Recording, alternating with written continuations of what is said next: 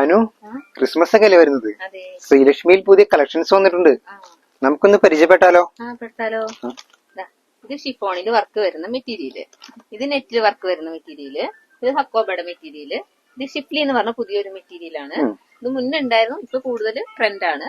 പിന്നെ നെറ്റിൽ വർക്ക് വരുന്ന വൈറ്റില് വരുന്ന ടൈപ്പ്, ഇത് ഹക്കോബയുടെ വൈറ്റില്, പിന്നെ ഓർഗൻസയില് വർക്ക് വരുന്ന ടൈപ്പ്.